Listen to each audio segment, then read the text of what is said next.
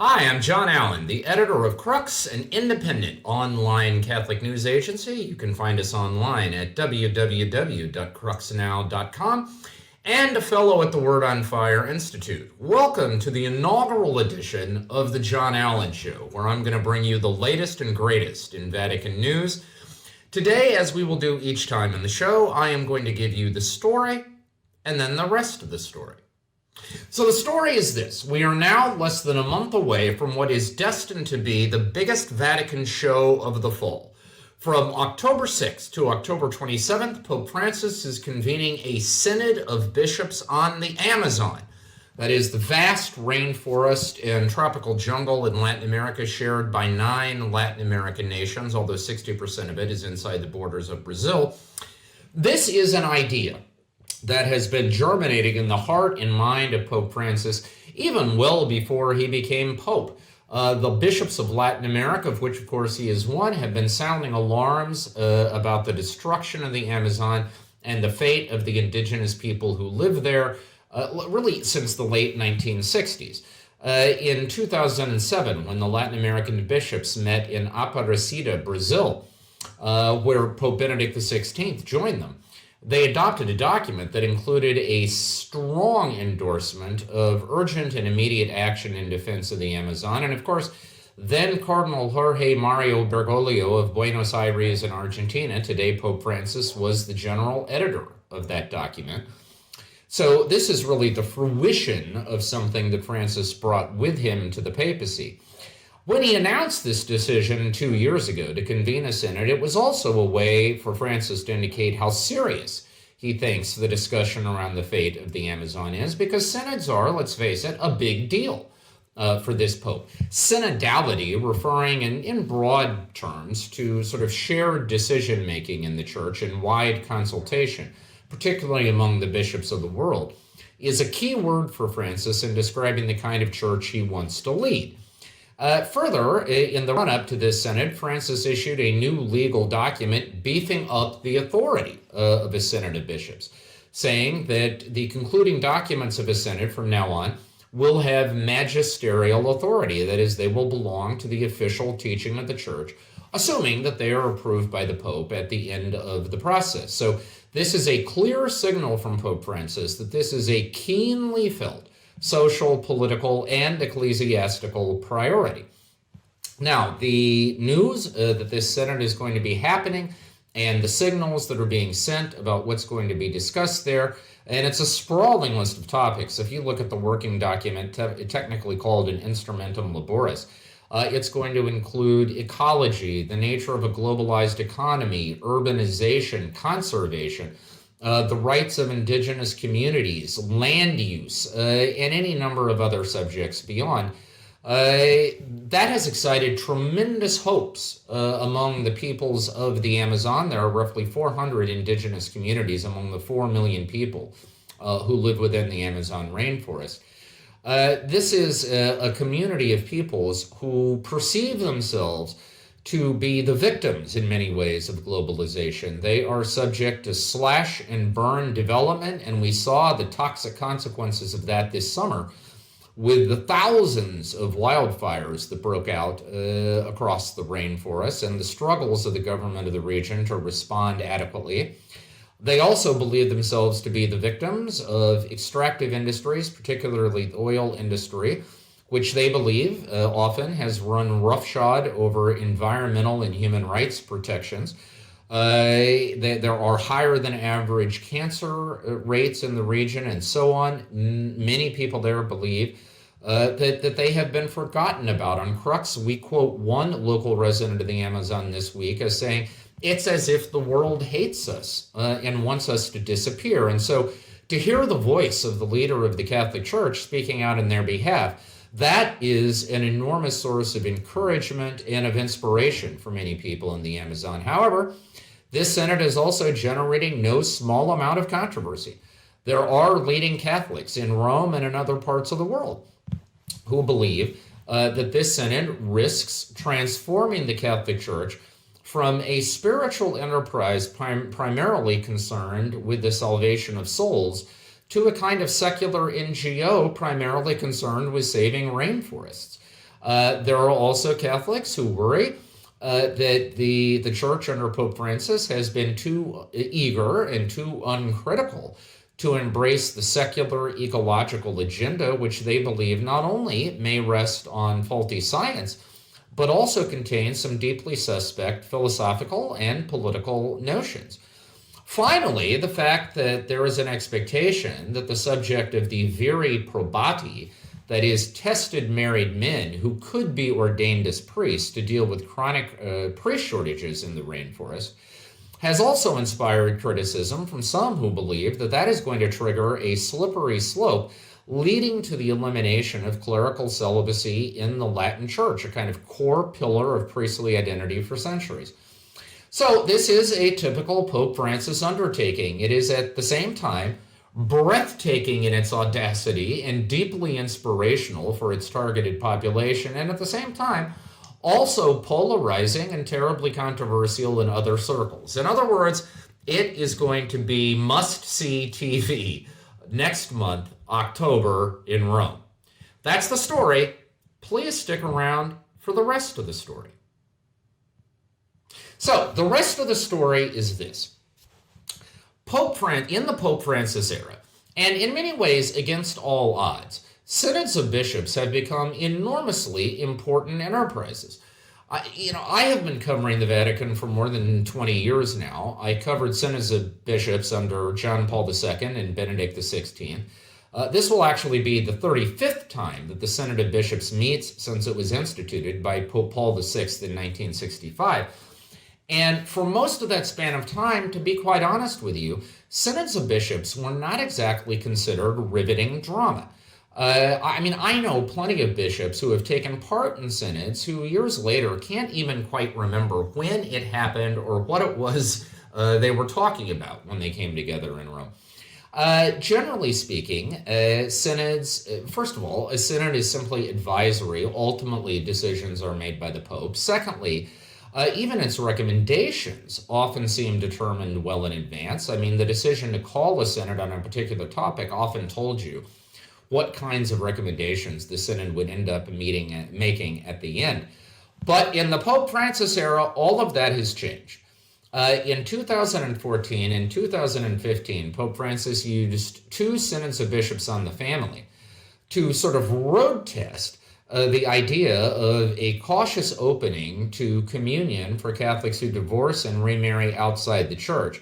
Maybe the most controversial single decision of his papacy to date, at least in internal Catholic terms. Those synods were raucous affairs. There were obvious fault lines. There was keen and sometimes intense debate. There were leaks. There were accusations of stacking the deck and trying to squelch dissident voices. It was, to be quite honest with you, tremendous theater. And there is every expectation that this synod on the Amazon is going to be cut from the same cloth. Now, most of the bishops inside the Synod Hall will be coming from those 9 Latin American nations that contain the Amazon within their borders.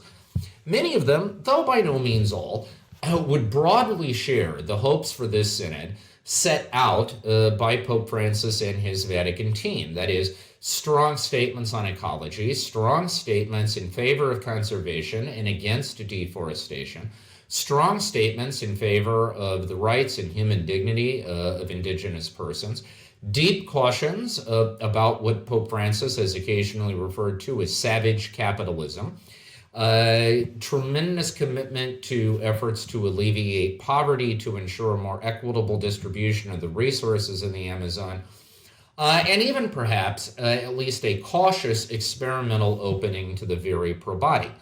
Now, that may well be the tenor of discussion inside the Synod. It is certainly not necessarily going to be the tenor of discussion around the Synod.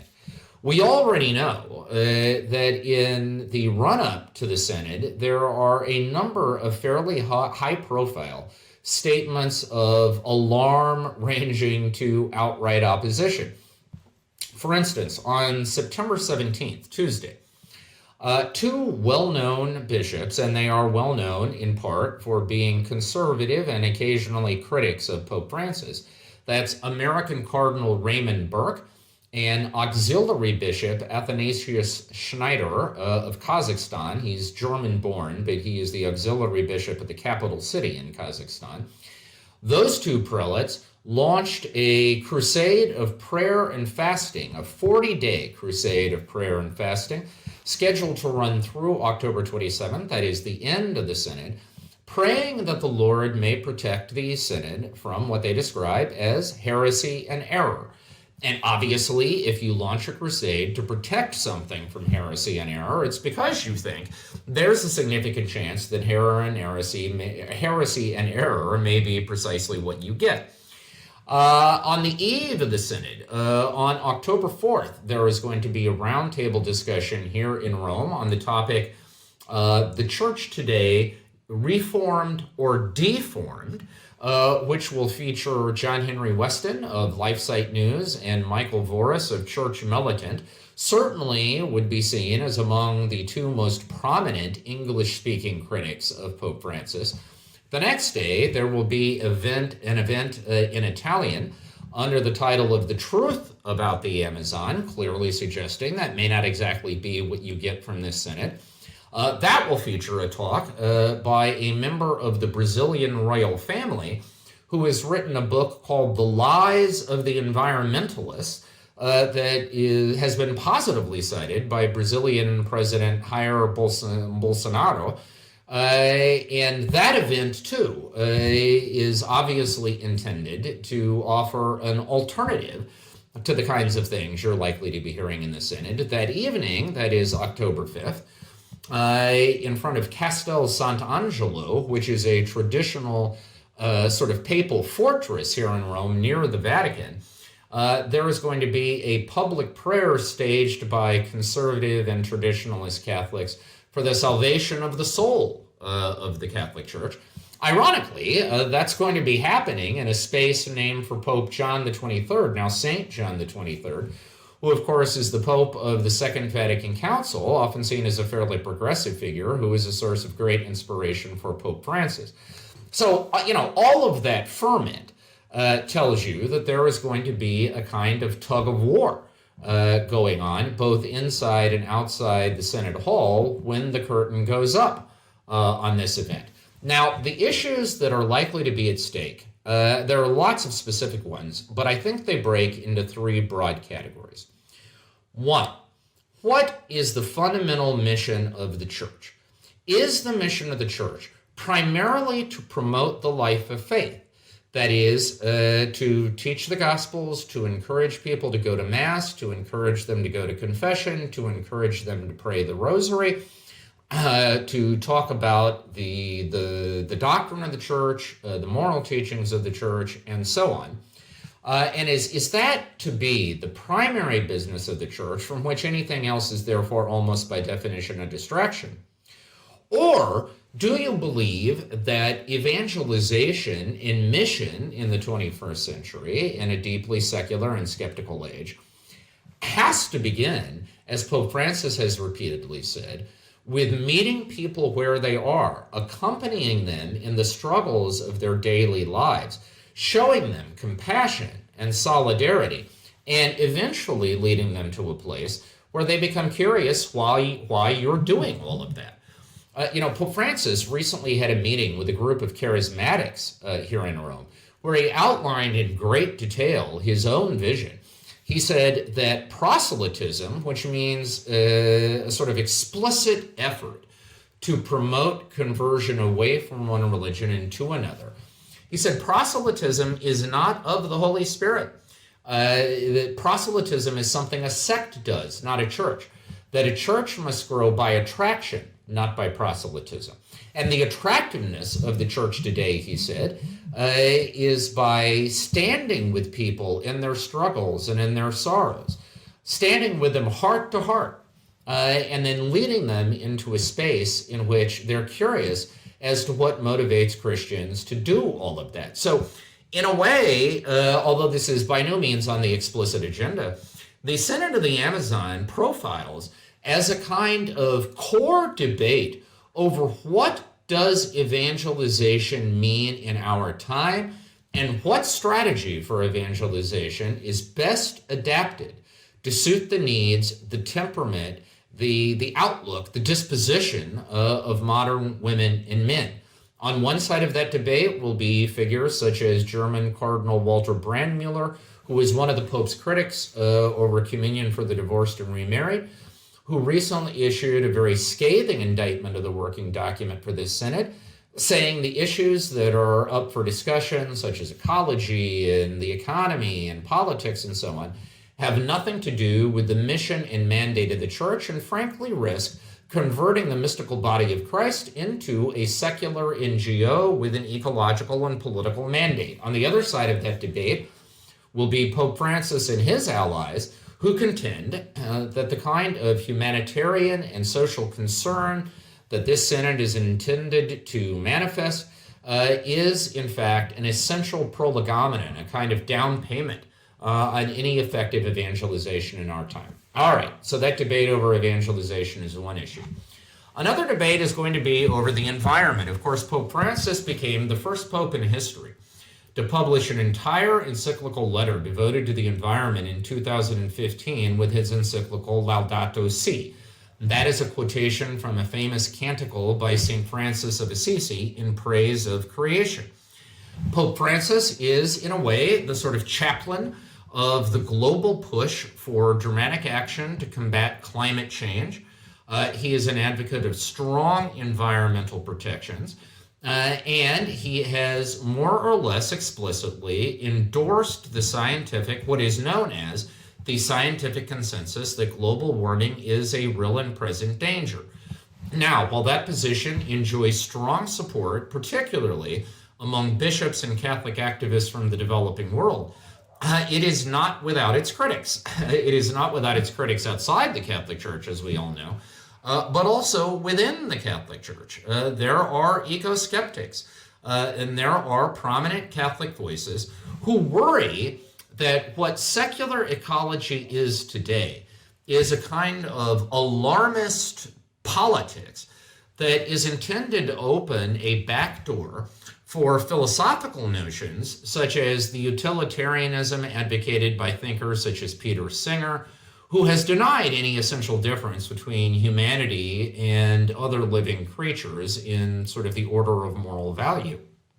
They also worry that it is a way to revive a kind of Marxist, Leninist, socialist view of the world under the guise of trimming a capitalist economy in order to protect the earth. As the saying in those circles goes, greens are the new reds. Those sorts of alarms certainly, too, will be heard in the debates in and around this Synod of Bishops, and they will stack up against the view from Pope Francis and his closest allies among the bishops and at other levels of the church, that the church is called by its own teaching, it's called by its own doctrine to be a good custodian of creation, and that today creation is at threat due to global warming and climate change, that the church made the mistake once of refusing to look down Galileo's microscope. It dare not defy scientific consensus again today.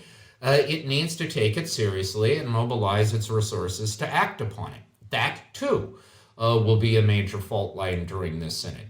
Finally, of course, we come to the vexed issue of married priests. Now, for advocates of the viri probati in Latin America, to be honest with you, this is not an ideological question. It's not about battles between left and right in the Catholic Church. Typically, it is a very practical question.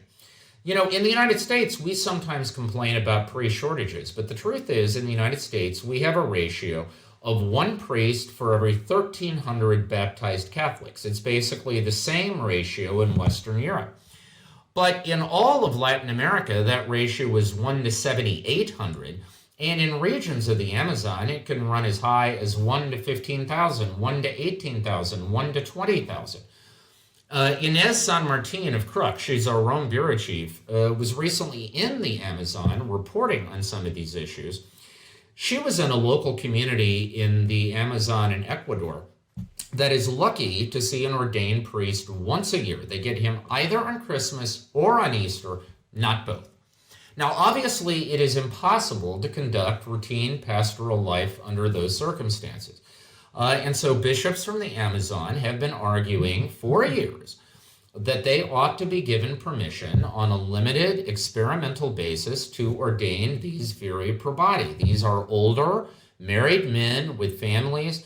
They are known to be pillars of their community, good, faithful, church-going Catholics.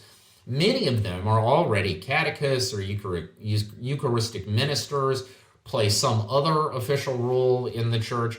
And the idea is that if you could call them into the priesthood, then you could deliver the sacraments to these people in these isolated rural communities on a more regular basis, and that would be a more satisfactory solution.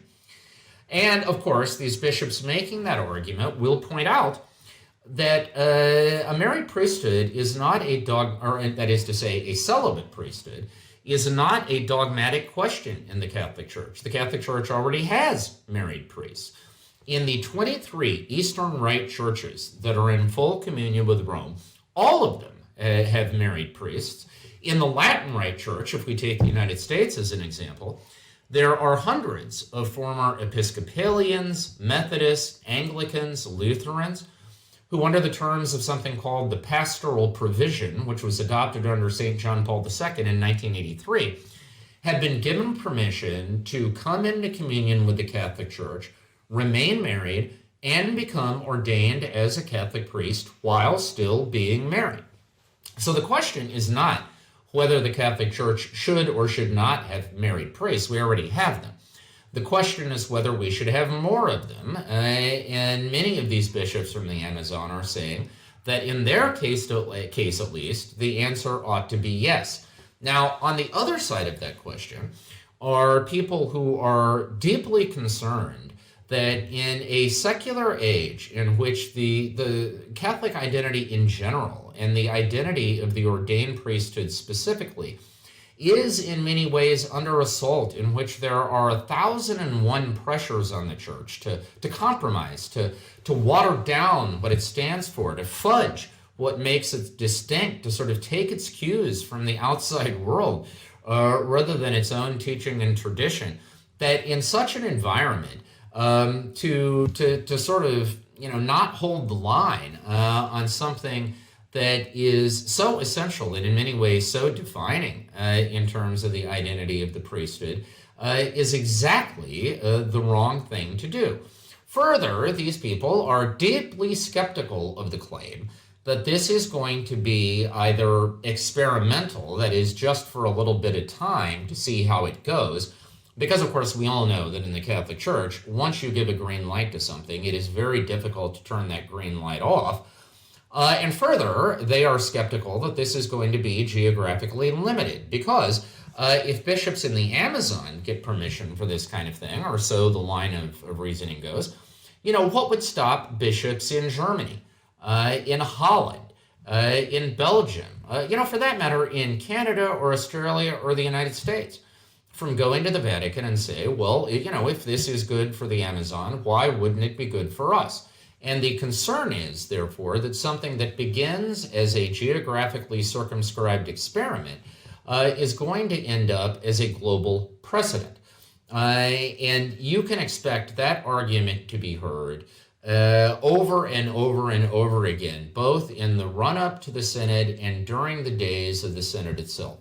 So, to sum up, a Synod on the Amazon, which in the abstract, to be honest with you, doesn't necessarily sound like it's going to be of intense interest to Catholics in places like the United States. But this Synod is going to bring into sharp focus debates over three of the most important questions facing global Catholicism in the early 21st century, particularly in the Pope Francis era. First, what does it mean to evangelize? And what way of doing evangelism is most destined, most likely to succeed in our time? Is it one that begins with the core principles of the faith and then eventually brings people to the implications of that faith?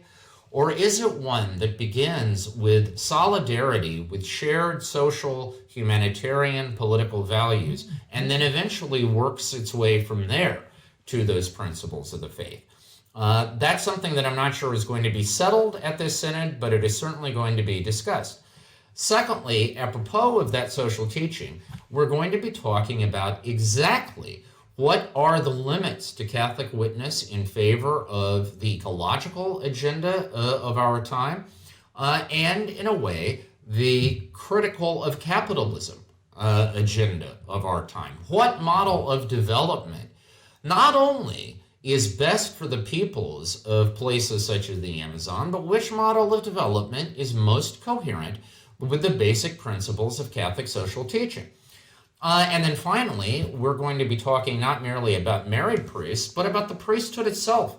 What does it mean to be a Catholic priest? And in the early 21st century, what is the best way to foster, celebrate, defend, and protect the identity of a Catholic priest? Now, those are some awfully big ticket issues.